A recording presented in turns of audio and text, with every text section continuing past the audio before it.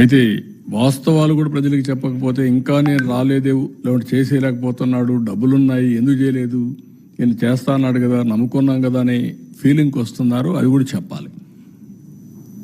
ఇప్పుడు government of India ఇచ్చారు ఒక 15,000 కోట్లు వరల్డ్ బ్యాంక్ నుంచి అమరావతికి ఇచ్చారు. ఒక 12,150 కోట్లు పోలవరానికి ఇచ్చారు. ఒక 11,114 కోట్లు రివైవల్కి ఇచ్చారు. సరే, మిగిలిన కొన్ని మేము ఈ వర్క్స్ అన్ని మీద పెట్టడానికి కొంత శాఖ కింద కొంత ఫండ్స్ ఇచ్చారు. కానీ ఆ డబ్బులు నేను వెల్ఫేర్కి వెళ్ళకపోతున్నాను. కనీసం అక్కడ పెడితే రివైవ్ అయితే, డెవలప్మెంట్ అయితే నాకు ఆదాయం పెరుగుతుంది. ఆదాయం పెరిగితే ఇస్తాం. ఇంకొంచెం ఫ్లెక్సిబిలిటీ కోసం ఆలోచిస్తున్నాం. ఎక్కడ ఫ్లెక్సిబిలిటీ వస్తే అక్కడ అవసరమైతే బారో చేసైనా సరే I want to give my commitments. తల్లికి వందనం కానీ, లేకపోతే రైతులకు ఇవ్వాల్సిన రైతు భరోసా కానీ I want to give it. ఏది రైతు అయినా అవస్థపడాలి, గవర్నమెంట్ అయినా అవస్థపడాలి. నాకు ఫ్లెక్సిబిలిటీ ఉంటే నేను అవస్థ తీసుకోవడానికి సిద్ధంగా ఉన్నా.